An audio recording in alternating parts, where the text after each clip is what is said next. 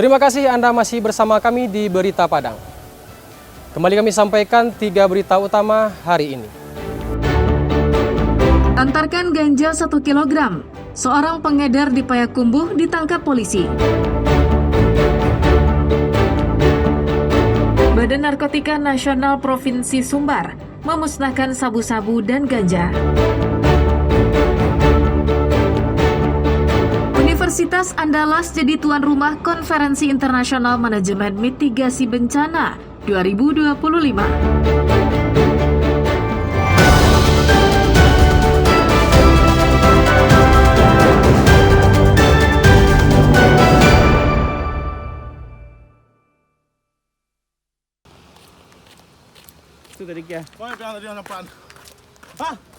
Penangkapan terhadap pelaku peredaran gelap dan penyalahgunaan narkoba jenis ganja kembali dilakukan polisi. Seorang pria ditangkap saat akan mengantarkan pesanan 1 kg ganja kering di kawasan Aur Kuning, Kecamatan Payakumbuh Selatan pada Sabtu sore pekan silam. Tersangka yang bernama Angga Hidayat, warga Kelurahan Ibuah, Kecamatan Payakumbuh Barat ini ditangkap setelah terlibat aksi kejar-kejaran dengan anggota tim Pantom Satres Narkoba Polres Payakumbuh. Angga nekat kabur dan melarikan diri karena dirinya yang berusia 19 tahun merasa lebih bertenaga dibanding polisi yang mengejarnya. Namun impian Angga kandas.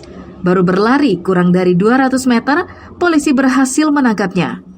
Tersangka membawa ganja dari Agam itu ditangkap saat akan bertransaksi narkoba dengan seseorang. Diduga mengetahui telah dibuntuti oleh polisi, ia bersama rekannya mencoba melarikan diri.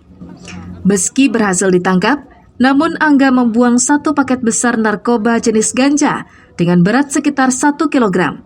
Namun aksinya membuang barang bukti itu diketahui polisi. Lagi-lagi upaya Angga untuk mengelak gagal total. Dari Sat Narkoba Polres Payakumbuh sudah mengamankan 1 orang pelaku tindak pidana penyalahgunaan narkotika jenis ganja, di mana di wilayah Aur Kuning ini tersangka kita amankan dengan barang bukti ganja sebanyak 1 kilo.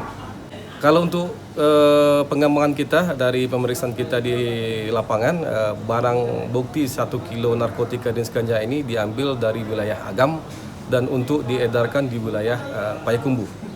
Tersangka diperiksa di Mapolres Payakumbuh untuk pemeriksaan lebih lanjut.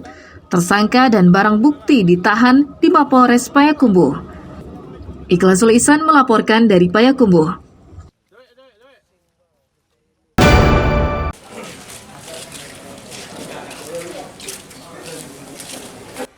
Badan Narkotika Nasional Provinsi Sumatera Barat memusnahkan narkoba jenis sabu-sabu dan ganja di halaman kantor itu pada Selasa pagi.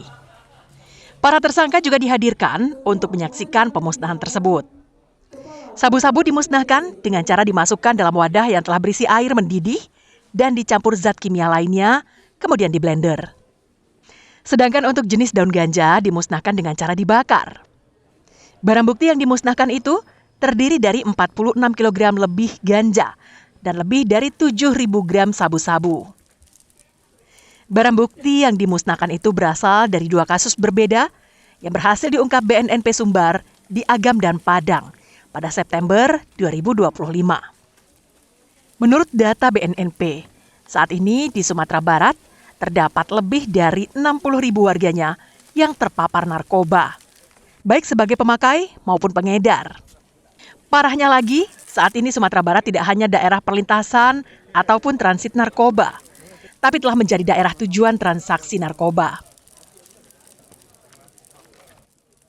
Hasil survei BNN, hasil penelitian BNN dengan BRIN, Sumatera Barat ini populasinya dari 5,7 juta, hampir 1,1% adalah sudah terpapar narkotika. Berapa orang itu, Pak? Dia sekitar 63 ribuan. 63 ribu ya, Pak? 63 ribu. Itu usia berapa tuh, Pak? Usia produktif semua, di antara di usia 17 sampai 45 tahun.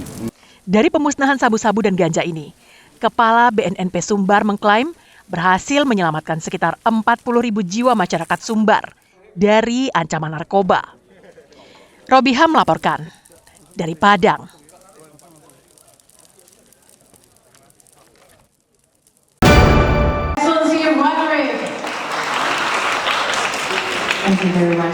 Universitas Andalas Padang menjadi tuan rumah The Third International Conference on Disaster Mitigation and Management 2025 yang resmi dibuka pada Senin siang. Forum akademik internasional ini diharapkan dapat memperkuat kolaborasi riset sekaligus merumuskan kebijakan mitigasi bencana berbasis penelitian. Dipilihnya Sumatera Barat sebagai lokasi acara karena Sumbar merupakan salah satu wilayah di Indonesia yang paling rentan bencana, terutama gempa dan tsunami. Kawasan pesisir seperti Padang Pariaman yang berada langsung pada jalur ancaman megatrust. 16 tahun lalu, tepatnya hari Rabu, tanggal 30 September tahun 2009, Padang diguncang gempa dengan kekuatan magnitudo 7,6 pada pukul 17:16 menit. Gempa itu berpusat di lepas pantai Sumatera Barat yang berjarak 50 km barat Laut Padang. Akibat gempa itu, lebih dari 1.100 orang meninggal. Ribuan bangunan hancur, sebagian besarnya rata dengan tanah. Usai gempa itu, Padang dan kota lain di pesisir barat Sumatera masih belum bebas dari bencana. Berdasarkan penelitian para ahli, megatrust Mentawai menggeliat dan bisa terjadi sewaktu-waktu. Zona megatrust Mentawai Siberut adalah salah satu zona tumbukan lempeng yang terletak di sepanjang batas barat Pulau Sumatera, tepatnya barat Kepulauan Mentawai dengan kedalaman dangkal.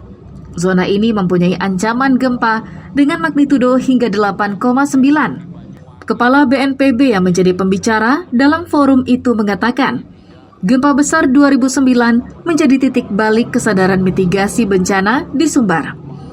Tragedi ini menjadi latar belakang mengapa Sumbar tidak boleh lengah. Mitigasi harus berbasis riset, pengalaman, dan kolaborasi internasional. Forum ICDMM yang melibatkan peneliti dunia di bidang kebencanaan ini diharapkan dapat menghasilkan rekomendasi nyata. Kami BNPB dengan pemerintah Australia dalam program siap siaga menyelenggarakan kegiatan ICDMM yang ketiga. Ini kenapa dilakukan di Universitas Andalas? Tentu saja bersamaan dengan besok tanggal 30 September 2025 adalah peringatan gempa Sumatera Barat ke-16 tahun. Rektor UNAN menegaskan komitmen untuk mendukung penuh kegiatan riset dan kebijakan mitigasi.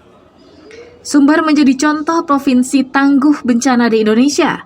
Untuk itu, UNAN membuka diri menerima masukan dari para peneliti, baik dalam aspek pembangunan fisik maupun non-fisik.